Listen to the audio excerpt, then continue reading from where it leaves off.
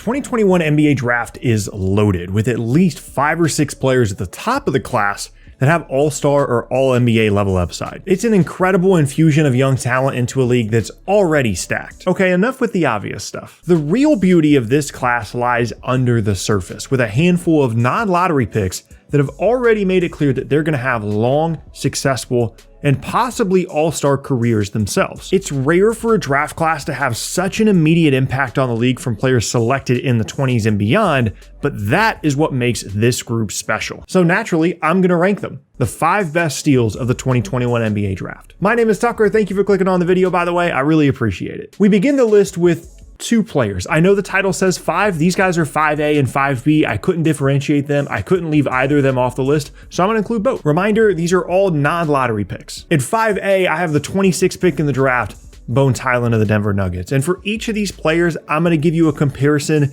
that their game reminds me of. It's like shades of this player. I'm not saying they're going to become this player, but that's who they remind me of. And for Bones Hyland, I see some Emmanuel Quickley here. He's bigger and a little bit longer, but a lot of his game is similar in the way that he relies on the three-point shot, the way that he can get to the rim, and his scoring has been essential for a Nuggets team that sneakily has been playing really, really well, despite the fact that they've not had Michael Porter Jr. nor Jamal Murray, both of which could be returning by the end of the season. And when that happens, Hyland is going to go back to his more natural role, which is a bench scorer, a perimeter player that can provide you a boost of offense, but not necessarily a player that you need to be counting on or should be counting on from a night-to-night basis. But as we kind of project him throughout the rest of his career, he's going to be one of these players similar to another guy on this list that is going to have a long, productive career as just a scorer. If they can round out the other parts of their games, both of them could become even more than that. But worst case, it's clear that they are NBA level scorers, and Bones Hyland is clearly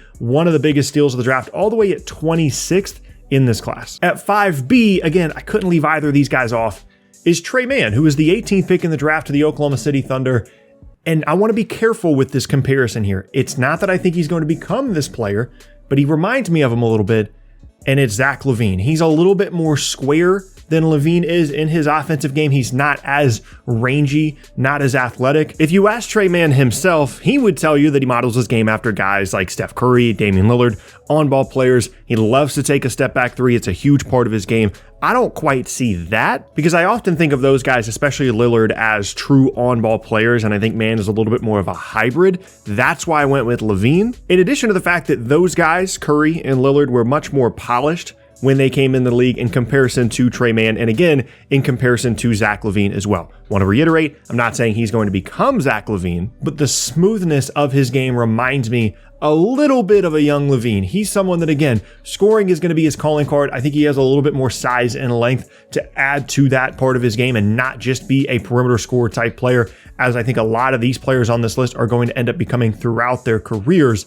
But Tre Mann has been a nice little surprise for Oklahoma City, an Oklahoma City team that their record is not nearly as bad as you probably would have expected it to be at this point in the season. They're playing a ton of young guys. I probably could have put a couple of different players from their team on this list.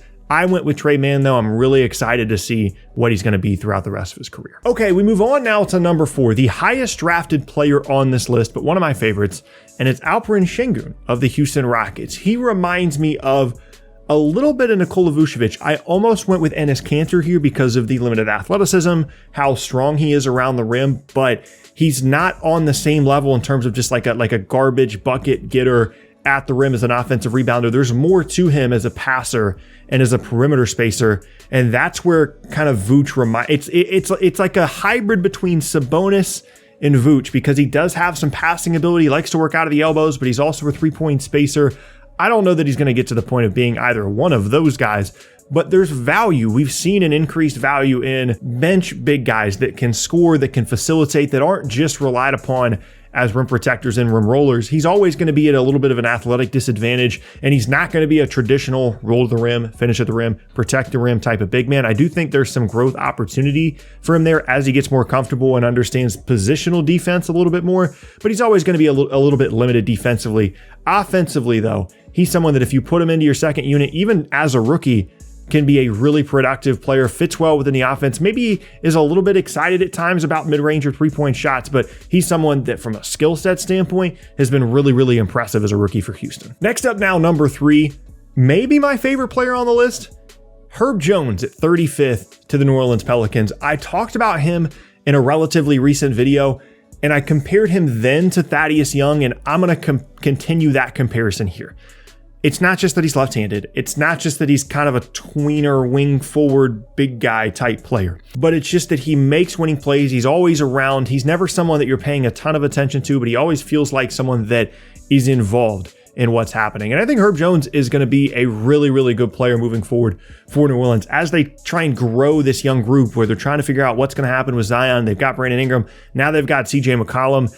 And it's a kind of guy that you want to have. You don't exactly know where he's going to fit. You don't really know where he's going to play in a lineup alongside your other players, but you know he can guard. You know he can rebound. You know he's going to continue to work on his three-point spacing. And if he can become a reliable three-point shooter, he is an incredibly valuable player to have with the 35th pick in the draft. I almost put him on the second slot here in this list because of how late he was drafted. I do take that into account in terms of how late players were drafted. But Herb Jones is someone that I am very, very confident is going to be a really good player for the entirety of his career with some upside there offensively to maybe become someone on the Jeremy Grant level, potentially, not all the way like 20 points per game or anything, but in a certain situation, he could be an inefficient 18, 19 points per game. But I think overall his ideal role is something similar to what we've seen with Thaddeus Young throughout his career, maybe playing some small ball 5, working at the 4, improving as a spacer. Herb Jones is a really exciting guy and a steal of a pick at 35th. Number 2 on the list, the 27th pick in the draft, Cam Thomas of the Brooklyn Nets. I understand that maybe you think there's a slight bit of bias here. I don't see how he's not on this list. The 27th pick in the draft, contributing to this Nets team in an incredible way. Had a great game the other night against New York. He's averaging like 21 points per game in the month of February. He's been playing out of his mind, and his comp was difficult because he's a smaller guy, but he's strong, and he's not on the skinnier side. Someone like Lou Williams, someone like Jamal Crawford, guys that you think of as microwave, off the bench, 6th man of the year type scores. He's not like that. So I just went with stronger Lou Williams as his comp, like shades of that, where if he gets to his right hand, gets to his step back in the mid-range, he's improving a three-point shooter as well. He's a really reliable source of offense. Definitely has some tunnel vision at times where he's not seeing open players or he's not swinging the ball the way that he needs to. He's continuing to grow in those areas. He's never going to be an outstanding defender, but he's so strong and he's so quick and he's so skilled in the mid-range that I don't see how he doesn't have a nice role throughout the rest of his career in the NBA. If he can round out his game as a playmaker and as a defender, he could be a really interesting pick and roll option moving forward, whether it be for Brooklyn or elsewhere. I love Cam Thomas's game. I think he's been incredibly helpful in what has been an uneasy situation the entirety of the year in Brooklyn. When they've needed offense, when roles have opened up for him to step up, with Harden leaving, with Kyrie not playing, with Durant not playing, he has stepped up almost every single time. It's clear that this team likes having him around as well. I had to put him at least second on this list. And number 1, though, is the latest drafted player in the list, the 38th pick in the draft, Ayo Dosunmu of the Chicago Bulls. And I'm someone that maybe has been a little bit slow to recognize how good this guy's actually been. I've talked about in previous list videos talking about, whether it be a redraft or otherwise. I didn't have him in the top 10 of my redraft. I probably would now. I believe it was between him or Herb Jones at number 10. I'd probably put him ahead of Herb Jones now.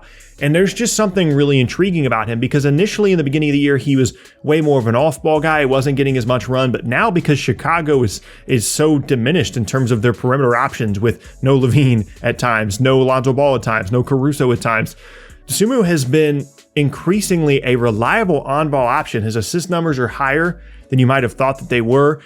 And I don't want to be too hyperbolic here. So again, I'm not saying that he's going to become this kind of player, but in terms of the pace and the speed at which he plays, the way that he sees the floor, his ability to get to the rim, there's some shades of young Rondo here. I'm not saying he's going to be Rajon Rondo, but if I had to comp his game as a rookie to someone that we've seen, someone that we're aware of, I would put Rajon Rondo somewhere in that category along with Dosunmu. I think he's a winning player. He guards, he pushes in transition, he can play on or off the ball, continue to grow as a three-point shooter as well. That's going to continue to be a great part of his game. And really the cherry on top, the thing that pushed him over the top above everybody else on this list is the fact that he was drafted 38th. He was drafted 22 players after Alperen Sengun, and he has had an incredible impact on a winning basketball team. He stepped up into multiple different roles, done everything you could possibly want out of him as a rookie. I don't see how I could have put him anywhere but number 1 on this list. Let me know down in the comments who you would have put on the list as some of the biggest draft steals of this class, and thank you so much for watching the video. I'll see you next time.